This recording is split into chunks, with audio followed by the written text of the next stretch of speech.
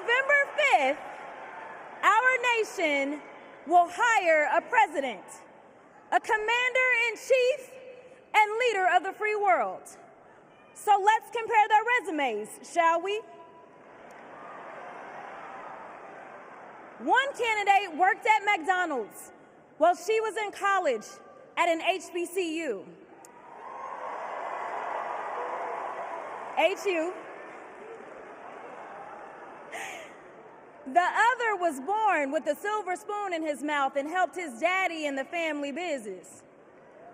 Housing discrimination, that is. She became a career prosecutor while he became a career criminal.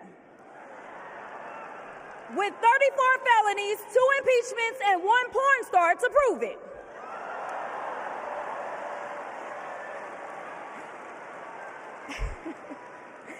Her entire career as an elected district attorney, attorney general, and senator, she's always worked for one client, the people. Meanwhile, he's a 78-year-old, lifelong predator, fraudster, and cheat, known for inciting violent mobs. Listen, y'all. He's only looked out for one person, himself. As women are dying, he is bragging about overturning Roe. And y'all know I come from Texas. And right now in Texas, come on, Texas. But right now in Texas, they want to institute the death penalty. That is a problem. While Kamala Harris is fighting for our reproductive rights to be restored. She is also the leader we need on the global stage. She helped secure the release of Americans wrongfully detained in Russia. At the same time, he cozies up to his role model, Vladimir Putin, and MAGA holds legislation hostage here at home, critical resources to secure the border, military aid to Ukraine, and even the Farm Bill. She's lived the American dream while he's been America's nightmare.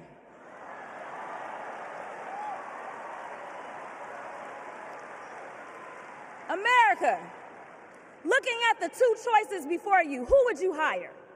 Donald Trump or Kamala Harris?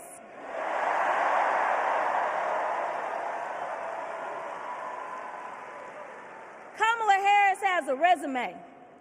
Donald Trump has a rap sheet.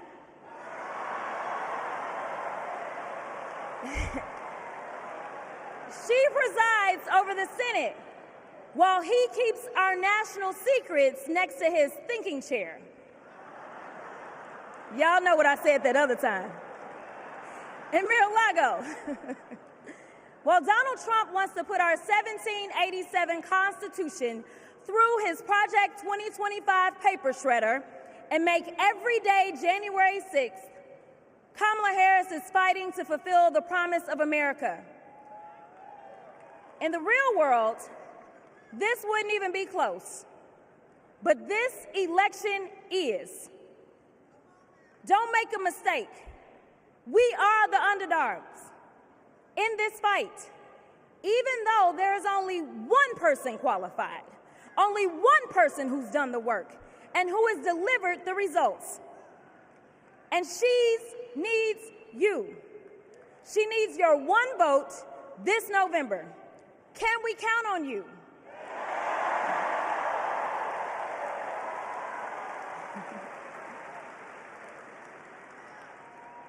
Some of you know a little bit of my history, some of you don't, so let me tell you. I was a public defender.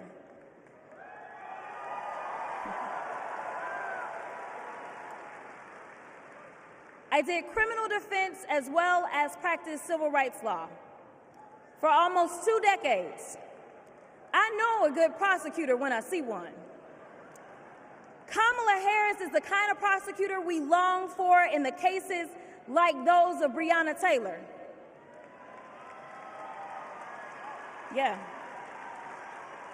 She was the first Attorney General in the nation to order that her officers wear body cams, and she started the Back on Track program to reduce recidivism.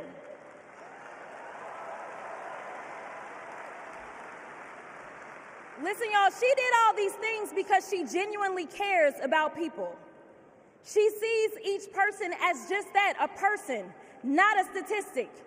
She's proven that since the first day she stepped into a courtroom and said what y'all already heard Hillary say. I did not copy out for her speech.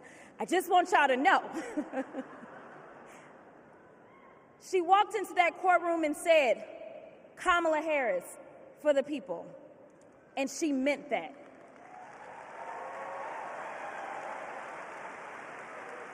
Many of you know her credentials. But what I love about Kamala Harris goes beyond her resume. Is that she sees the humanity in everyone. She's the only candidate in this race who is capable of empathy. When I first got to Congress, I wasn't sure I made the right decision.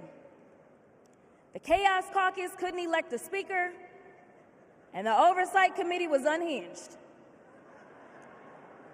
I was going through all of this when I visited the Vice President's residence for the first time. As I approached Vice President Harris for our official photo, she turned to me and asked, "What's wrong?" Mind you, we'd never met, but she saw right through me. She saw the distress. I immediately began crying.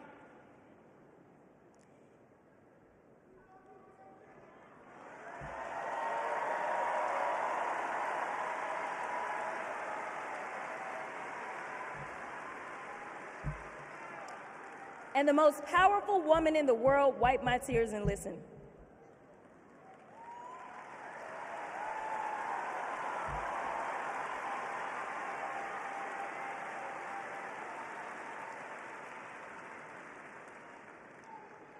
It's so hard for me to tell this story. She then said, among other things, "You are exactly where God wants you. Your district chose you because they believe in you, and so do I."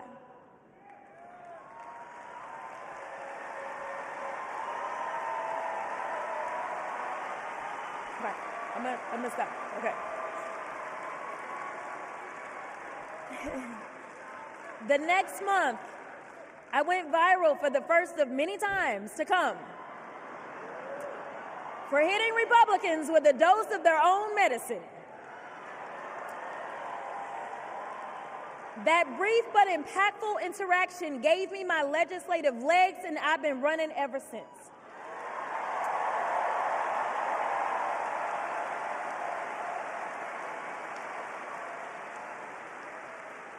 The question before us is, will a vindictive, vile villain violate voters' vision